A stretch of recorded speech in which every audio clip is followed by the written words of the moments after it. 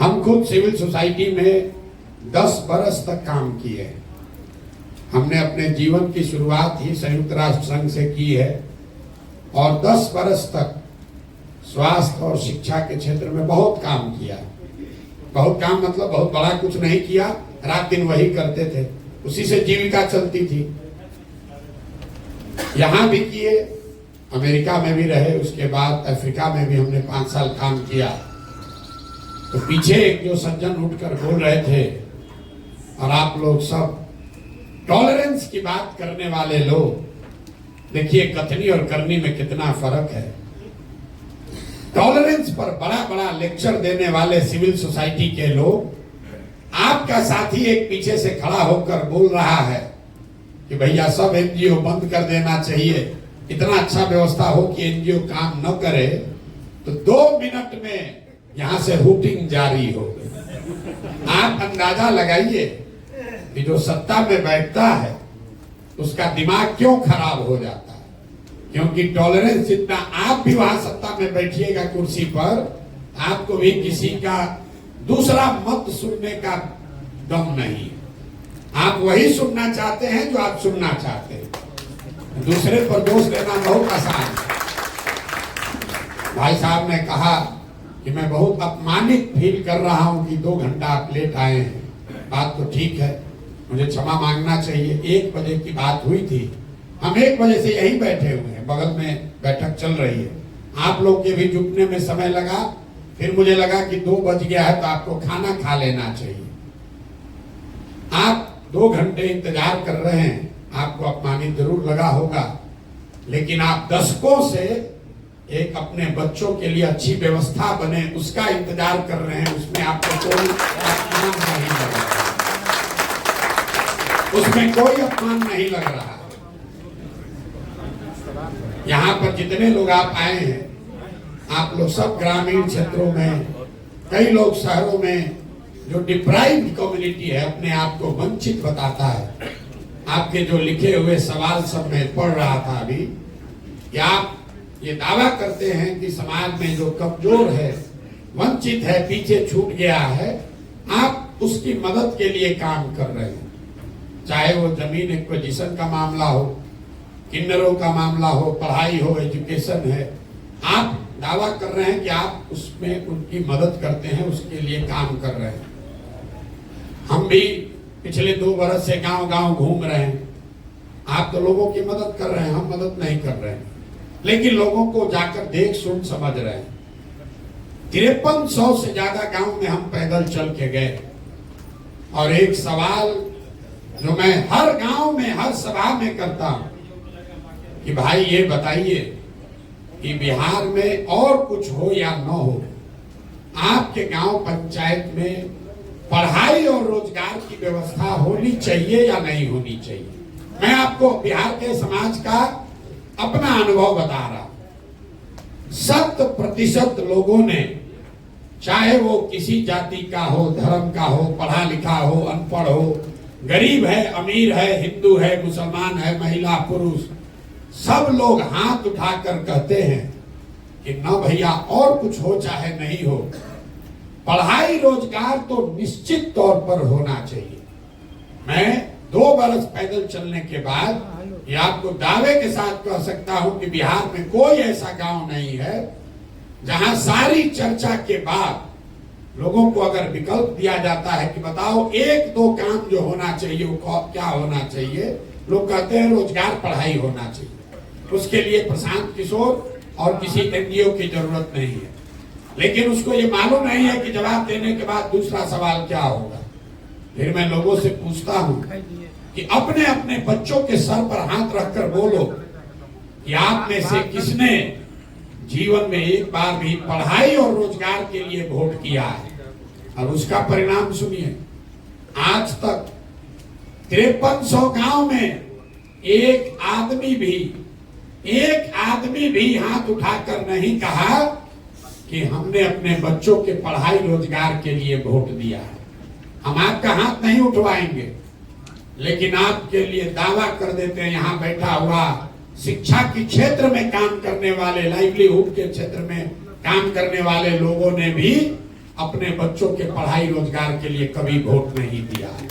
आपने भी नहीं दिया है, काहे ज्ञान दे रहे? इतना ज्ञान मत दीजिए, ये ज्ञान आप भी मत दीजिए। बड़ी बड़ी बात आप भी कीजिएगा, अब फिर यहाँ से निकल के जाइएगा तो आपको भी हिंदू मुसलमान दिखेगा, आपको भी कुशवाहा यादव ब्राह्मण दिखेगा, आपको भी मंदिर मस्जिद दिखता है, आपको भी 5 किलो अनाज दिखता है, आपको भी मोदी का सीना 56 इंच का दिखता है। तो मेरे भाई, आप चाहे पढ़े लिखे हैं या बेवकूफ, सिविल सोसाइटी से जुड़े हैं या सिविल सोसाइटी से फायदा उठा रहे हैं, हर आदमी यहाँ वही गलती कर रहा है जो सामान्य आदमी कर रहा है। इसीलिए हम लोग इस दुर्दशा में जी रहे हैं। और हम आपसे मदद के लिए नहीं बुलाए, ना हम आपकी कोई मदद करने वाले। कोई बता रहा है पीछे से, अभी हम उस पत्र में भी आपके सवाल में देखे, किसी ने लिखा है कि आप इतना पैसा खर्चा करके पैदल चल रहे हैं, कुछ पैसा हम लोग को देते तो हम लोग ज्यादा असर दिया है।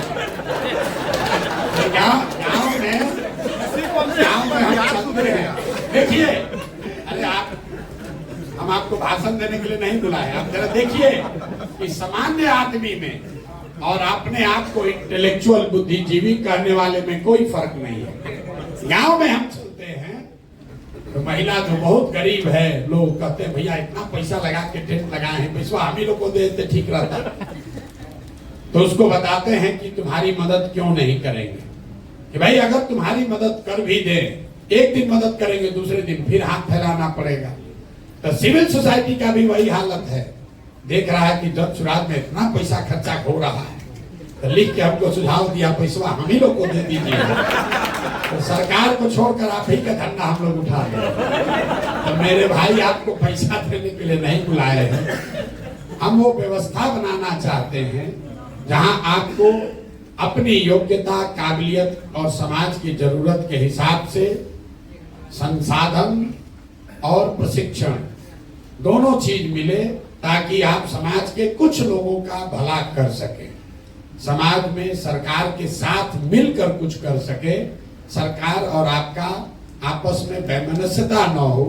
इसलिए नहीं आप एजुकेशन में काम कर रहे हैं क्योंकि एजुकेशन व्यवस्था खराब है। ये वो बात लड़का जो कह रहा था पीछे, वो ठीक है, कहने का उनका तरीका अलग है। होना तो यही चाहिए कि पढ़ाई हो रही हो, और सिविल सोसाइटी की भूमिका ये है कि गुणवत्ता में और बेहतर सुधार करने में आप काम करें, न कि स्कूल में किताब बांटने के लिए काम करें। तो लड़के की भावना में कोई कमी नहीं है। सारा एनजीओ वाला कहा करते हमारा धंधे बंद कराने का बात कर रहे हैं। हम लोग रोजगार की बात कर रहे तो हम लोग सबको बेरोजगार करने का बात कर रहा है। नहीं, उनका कहने का मतलब ये है कि अगर समाज की, सरकार की जो बेसिक जिम्मेवारी है, अगर सरकार वो पूरा करे तो उसके आगे की जो सीढ़ी है उस पर आपका योगदान होना चाहिए। लेकिन जो भी हो, बिहार की जो स्थिति दुर्दशा है उससे आप और हम वाकिफ हैं। भाई साहब कह रहे हैं कि सीमांचल में बड़ा हालत खराब है, तो आप हमको बताइए मिथिलांचल में कौन बढ़िया है? चंपारण छपरा में कौन बढ़िया है कि सीमांचल का चिंता कर ले? हम पैदल चलते हैं, हर आदमी यही कहता है भैया पूरा बिहार बहुत गरीब है, पूरा बिहार में मधुबनी सबसे गरीब है, मधुबनी में बिस्फी सबसे गरीब है। फिर वहां से दरभंगा गए तो कहता भैया पूरा बिहार में बहुत परेशानी है, लेकिन सबसे ज्यादा परेशानी दरभंगा में है, दरभंगा में भी सबसे ज्यादा परेशानी केवटी में है। जो जहां रह रहा उसको लग रहा भैया हम ही परेशान हैं, हम ही दबे हुए। हम आपको बता रहे पूरा बिहार इतनी दुर्दशा में जी रहा है। यहाँ प्रति व्यक्ति आय है 35,000 रुपया, 35,000 रुपया प्रति व्यक्ति आय है।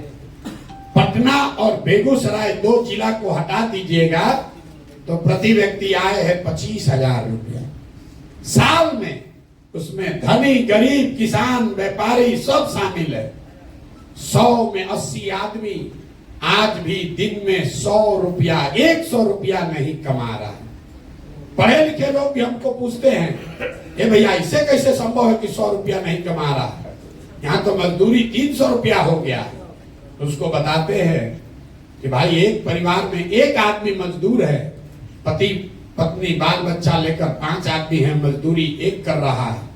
अगर 300 रुपया भी मिला तो दिन में उसको 60 रुपया हुआ, और 30 दिन उसको मजदूरी नहीं मिल रही है, मजदूरी मिली 15 दिन, तो प्रति व्यक्ति कितना हुआ? 30 रुपया। 100 में 80 आदमी बिहार में 100 रुपया भी प्रतिदिन नहीं कमा रहा है। अब हम लोग बात कर रहे हैं कि मिथिलांचल ज्यादा खराब है कि सीमांचल ज्यादा खराब है।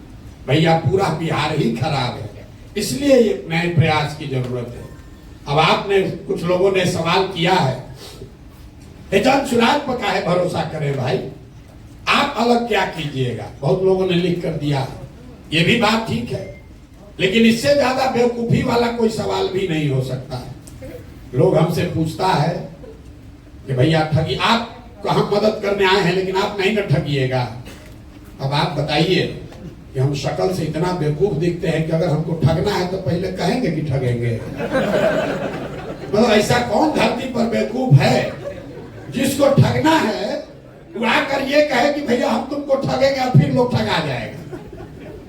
जो हिंदी में शब्द है विश्वासघात, पहले विश्वास है फिर घात है।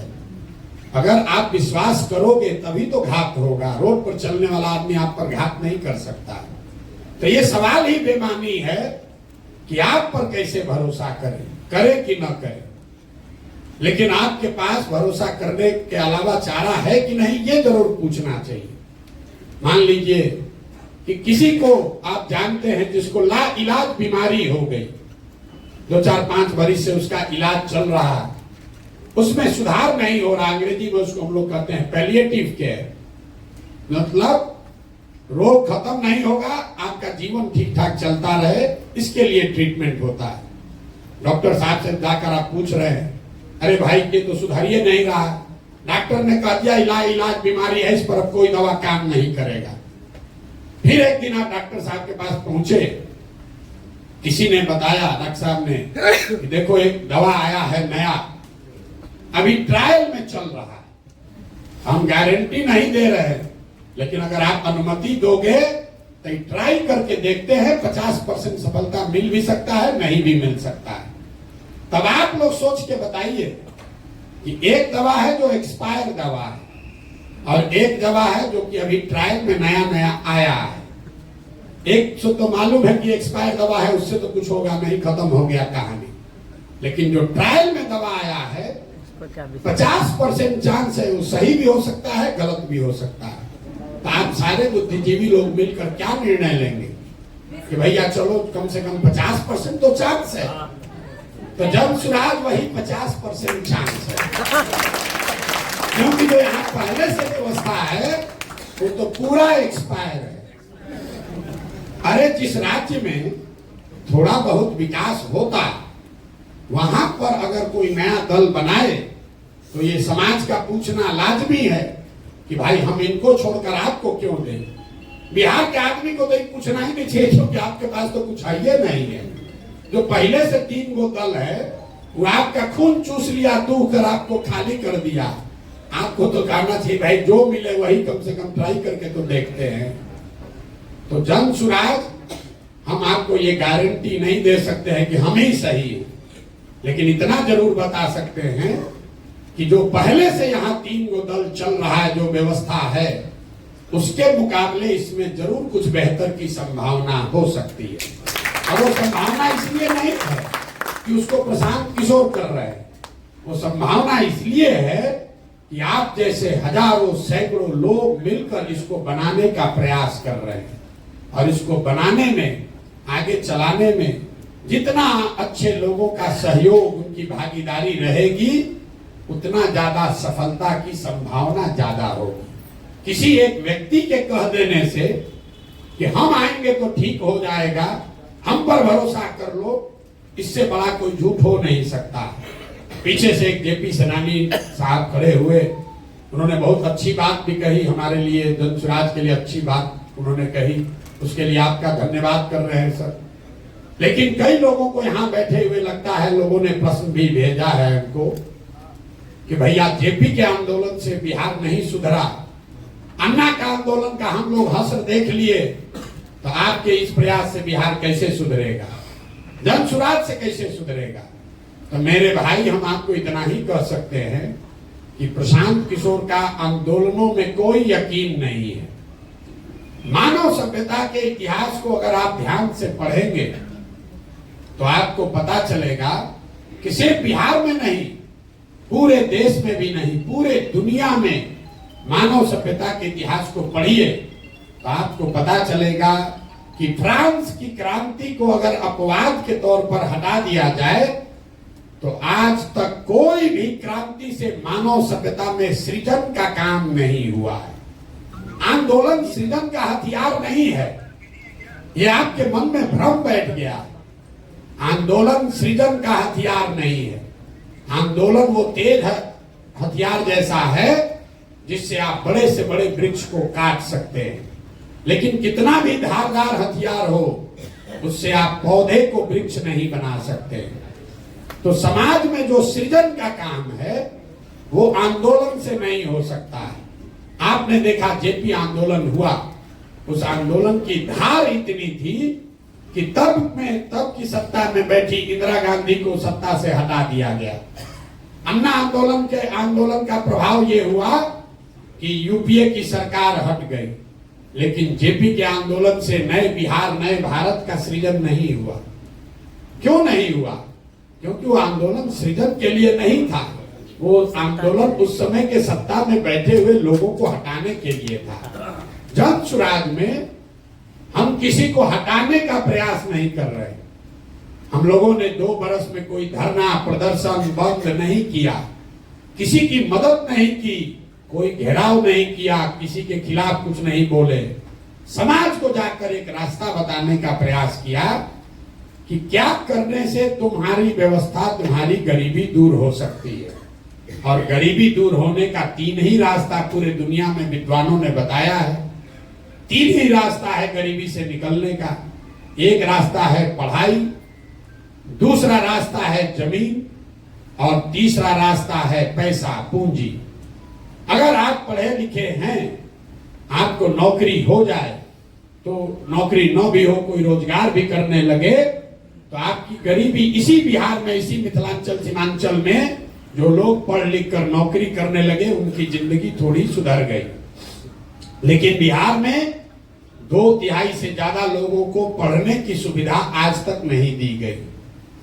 दूसरा रास्ता है जमीन का।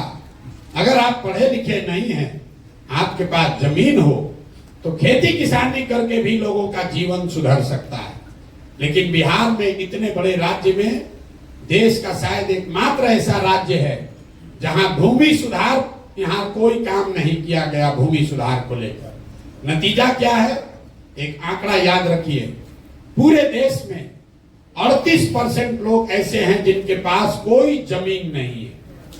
बिहार की ग्रामीण क्षेत्र में 60% लोगों के पास जमीन है ही नहीं, तो खेती करेगा कैसे? और जो बच गए 40% लोग जिनके पास जमीन है, उस 40 में 35 आदमी ऐसे हैं जो 2 बीघे से कम के मालिक हैं। तो जो बिहार में खेती होती है, ये कमाने का जरिया नहीं है, खेती यहाँ खाने का जरिया है।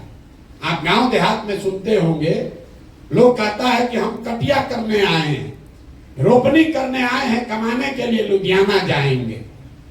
लोग ये बता रहे हैं कि रोपनी करने आए हैं, कमाने के लिए लुधियाना जाएंगे। मतलब रोपनी इसलिए करने आए हैं कि बाल बच्चा के खाने का जुगाड़ हो जाए, कमाने के लिए बाहर जाएंगे।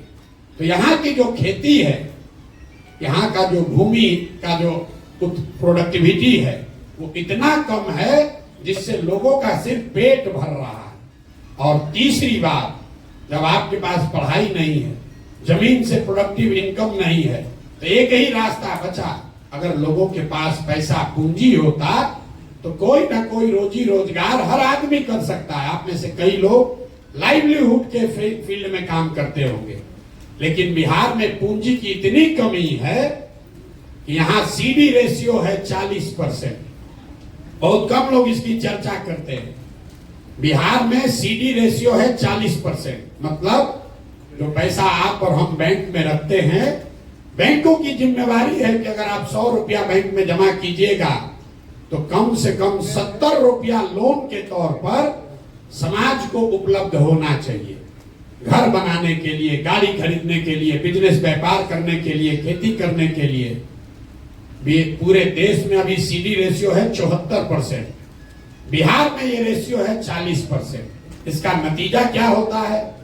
इसका नतीजा ये है कि पिछले 30 वर्ष में बिहार से 26 लाख करोड़ रुपया, जरा समझिए, 26 लाख करोड़ रुपया आपका, हमारा, बिहार की गरीब जनता का जो यहां बैंकों में जमा हुआ, उसमें से 26 लाख करोड़ रुपया बैंकों ने बिहार से उठाकर दूसरे राज्यों में भेज दिया। आप सोच रहे हैं कि 2000 करोड़ का कोई फैक्ट्री लगाए, कोई चीनी मिल चालू करे, कोई जूट मिल लगाए।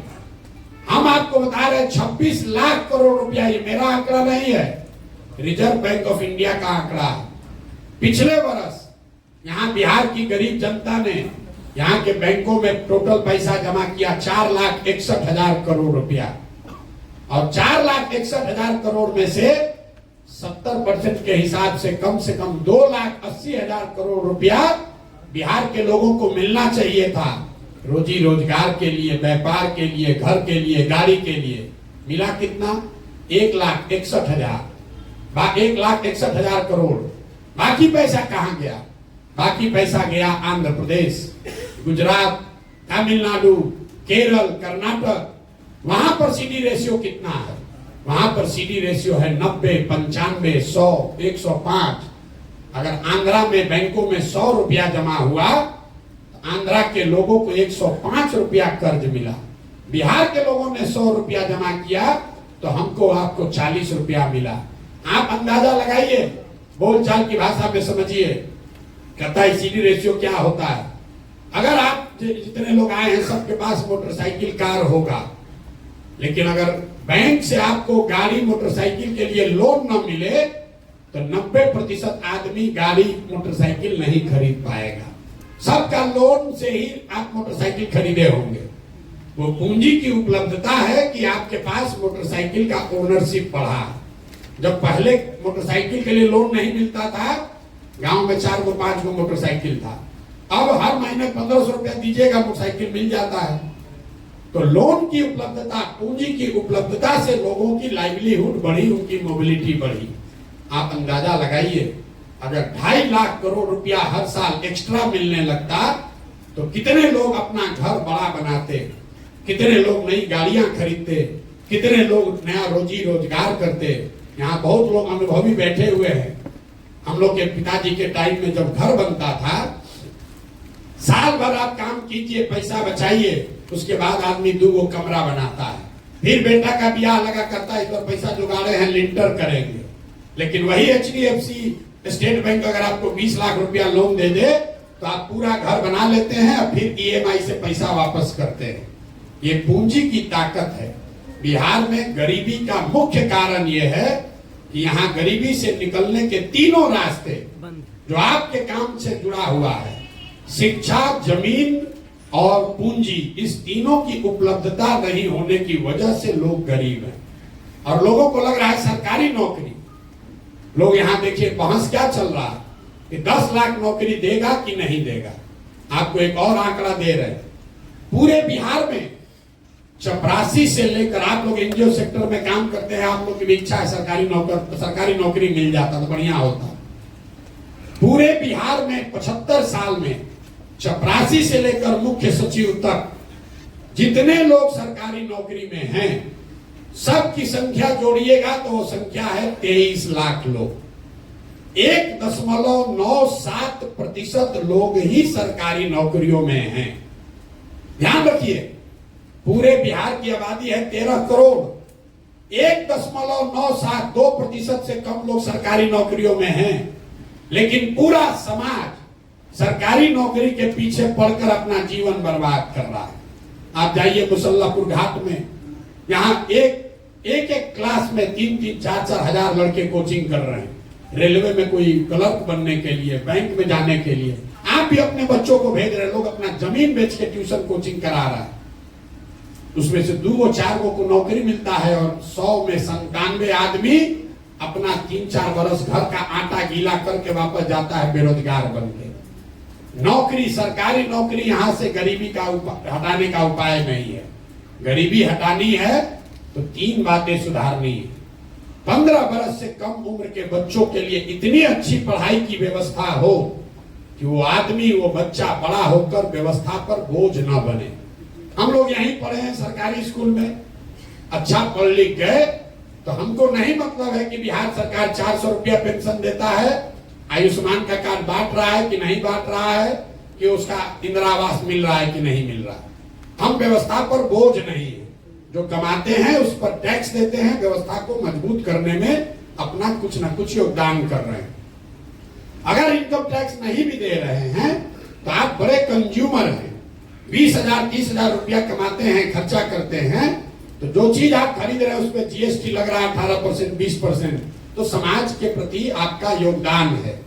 लेकिन वही आप कुछ नहीं अगर किए, पढ़ाई लिखाई नहीं किए, तो व्यवस्था से मांग रहे हैं 5 किलो अनाज, व्यवस्था से मांग रहे हैं 400 रुपया पेंशन, व्यवस्था से मांग रहे हैं इंदिरा आवास, आयुष्मान कार्ड। तो जन स्वराज की पहली सोच है कि सबसे पहले 15 साल से कम उम्र के बच्चों को पढ़ाने की इतनी अच्छी व्यवस्था बनाई जाए कि वो आगे व्यवस्था पर बोझ ना बने। दूसरा पिलर ये है कि 15 साल से 55 साल के उम्र के लोग जिनको अब वापस पढ़ाया नहीं जा सकता है, लेकिन उनके पास कुछ न कुछ काम करने की क्षमता, स्किल है, अच्छा है खराब है लेकिन कुछ न कुछ क्षमता है, उन लोगों के हाथ में पूंजी दिया जाए ताकि वो मजदूरी से निकलकर कुछ न कुछ छोटा मोटा व्यवसायी बन पाए। और तीसरा प्रयास ये है, तीसरा पिलर ये है कि 60 वर्ष से ज्यादा उम्र के लोगों को कम से कम 2,000 रुपया पेंशन जरूर दिया जाए ताकि वो एक डिग्निफाइड लाइफ जी सके। अब तीनों का आप मैं समझिए, बहुत आदमी कहता है तो ऐसे भाषण दे दिए कैसे होगा। अगर 60 साल से ज्यादा उम्र के हर व्यक्ति, महिला पुरुष को 2,000 रुपया मासिक पेंशन देना है तो बिहार सरकार को अभी जो पैसा खर्च हो रहा है उसके ऊपर 6 से 8,000 करोड़ रुपया साल का लगेगा। बिहार सरकार का टोटल बजट पिछले साल का है 2,46,000 करोड़। तो अगर 6,000 करोड़ रुपया उसमें से निकाला जाए एक्स्ट्रा, तो 60 वर्ष से ज्यादा उम्र के हर महिला को, हर पुरुष को कम से कम 2,000 रुपया मिलने लगेगा। और उसका कोई नुकसान भी नहीं है, क्योंकि ये वो लोग हैं जो 2,000 रुपया लेके बैंक में नहीं रखेगा। आंकड़े बताते हैं, आप सिविल सोसाइटी में अगर काम करते हैं, जो सबसे गरीब आदमी है वो 90% से ज्यादा पैसा कंज्यूम करता है, खर्च करता है खाने पर, रहने पर।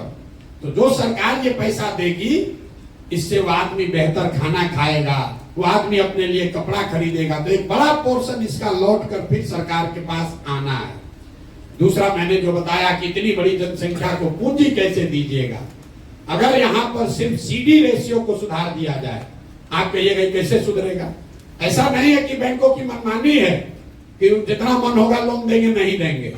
आपकी जानकारी के लिए बता रहे हैं कि मुख्यमंत्री के अध्यक्षता में एक कमेटी है, देश के स्तर पर प्रधानमंत्री की अध्यक्षता में कमेटी है, जो हर महीने इस बात को का ध्यान रखती है कि बैंकों में जो पैसा जमा हो रहा है उसका कितना पैसा लोगों को ऋण के तौर पर मिल रहा है। सीडी रेशियो, आरबीआई डेटा आंकड़ा जारी करता है, वेबसाइट पे जाइएगा दिखेगा। बिहार में भी ये व्यवस्था है जहां मुख्यमंत्री की अध्यक्षता में सारे बैंकों के हेड बैठते हैं कि कितना पैसा लोन के तौर पर दिया गया। लेकिन जैसे बिहार में शिक्षक मुख्यमंत्री की बात नहीं मान रहा है, पुलिस वाला नहीं मान रहा है, डॉक्टर पदाधिकारी सीओ बीडीओ नहीं मान रहा है, वैसे बैंक वाला भी उसका बात नहीं मान रहा। लेकिन अगर सरकार की नीयत ठीक हो तो सीडी रेशियो को 3 से 6 महीने में ठीक किया जा सकता है।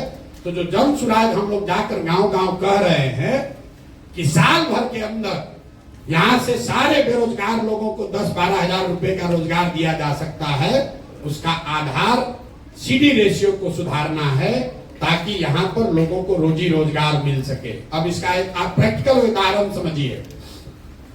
गांव में मान लीजिए आपको बाल काटने आता है, बाल काटने आता है, आपके पास 20,000 रुपया है, आपने 5 साल 7 साल मेहनत किया, किसी सैलून में काम किया, 20,000 रुपया बचाए, अब आपकी इच्छा हुई कि हम एक सैलून खोलें, सैलून खोलेंगे, उसमें 4 आदमी को नौकरी भी देंगे, अपना परिवार भी चलाएंगे। सैलून खोलने जब आप गए अपने शहर में, तो पता चला अपने चट्टी गांव टाउन जो भी कह लीजिए बाजार में, तो पता चला कि यहाँ तो 1 लाख रुपया लगेगा तब सैलून खुल पाएगा। तो आप नेचुरल आपका प्रयास है कि आप बैंक में जाइए ताकि 80,000 रुपया आपको मिले और आप 1 लाख में सैलून खोल लीजिए। 80,000 को सैलून चलाकर धीरे धीरे वापस कीजिएगा। जब बिहार में पूंजी उपलब्ध नहीं होता है तो आदमी क्या करता है, बाल काटने उसको आ रहा है लेकिन पूंजी नहीं हुआ, अब बचा उसके पास अपना 20,000, तो उस 20,000 को खर्च कैसे करता है? वो 5,000 रुपया 4,000 रुपया खर्चा करता है, किसी नौकरी के दलाल को देता है कि बॉम्बे में दिल्ली में किसी सैलून में हमको नौकरी दिलवा दो। फिर 2,000-2,500 रुपया में ट्रेन का बस का टिकट खरीदता है ब्लैक में कि हम लदा कर बोरा की तरह कम से कम दिल्ली बॉम्बे पहुंचे। 5-7 रुपया खर्चा हो गया, अब बचा उसके पास 15,000-12,000। वहां बॉम्बे दिल्ली गया तो वहां जो खोली वाला है तो 3 महीने का एडवांस ले लिया, 5-7 वो भी चला गया। 1-2 रुपया का जो बर्तन बासन है उसमें खर्चा हो गया। तो आप देखिए पूंजी की महत्ता।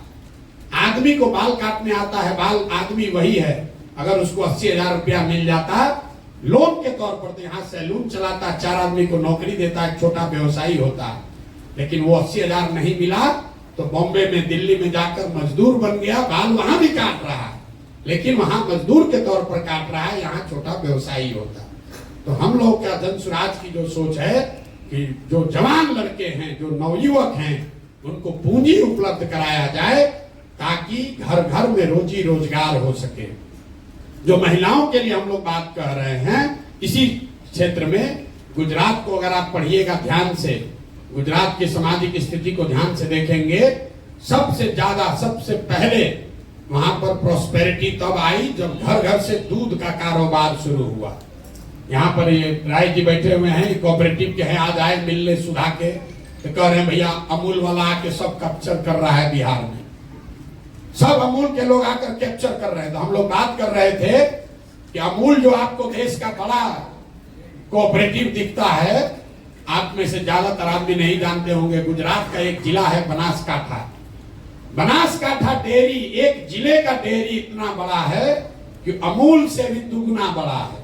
पूरे महाराष्ट्र का दूध, जैसे आप देखते हैं ट्रेन से ये तेल का ढुलाई होता है, हर दिन महाराष्ट्र से पूरा रेक जाता है, महाराष्ट्र में सिर्फ बनासकांठा से वो रेक जाता है पूरा दूध भर के।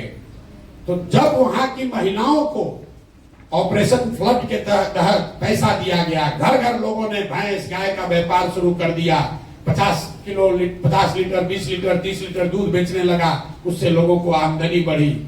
तो यहाँ पर महिलाओं को जो अभी सेल्फ हेल्प ग्रुप चला रहे हैं जीविका के लोग, उसमें ब्याज का दर है करीब करीब 30% सालाना, क्योंकि हर महीने आपको ब्याज लगता है 2.25%।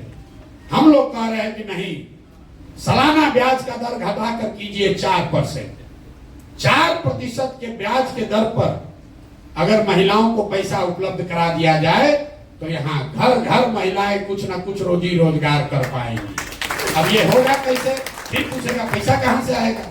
हम आपको बता रहे हैं, अगर 1 लाख करोड़ रुपया महिलाओं को ऋण देना है, 1 लाख करोड़ रुपया, तो इंटरेस्ट सबवेंशन में मतलब 4% ब्याज आप दे रहे हैं और सरकार अगर वो पैसा लेकर दे रही है तो सरकार को इंटरेस्ट लगेगा 9%।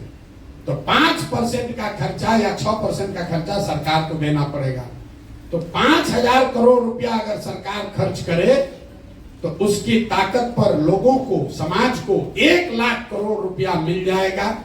और 1 लाख करोड़ का लोग अगर रोजी रोजगार करेगा तो उससे घर घर उसकी आमदनी बढ़ेगी, उससे रोजगार मिलेगा। ये सोच है हम लोगों की।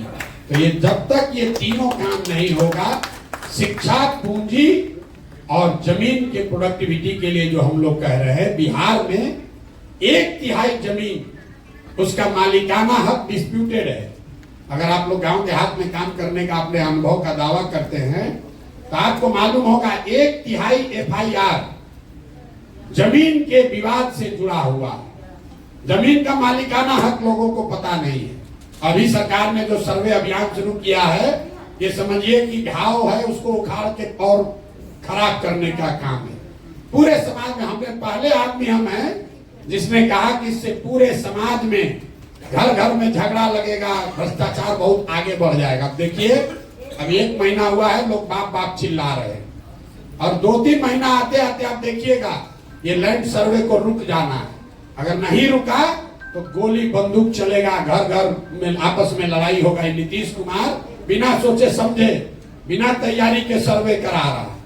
बिहार में भूमि सुधार अगर लागू करना है तो उसके लिए 5 वर्ष का समय चाहिए, और जो काम अंग्रेजों ने के समय में किया गया था, जब तक यहाँ के जमीन को पुनः फ्रेश फिर से उसकी मापी नहीं होगी, फिर से उसका मालिकाना हक नहीं तय किया जाएगा, तब तक ये वंशावली बनाकर और एनओसी लेकर आप बिहार में भूमि की परेशानी को दूर नहीं कर सकते हैं।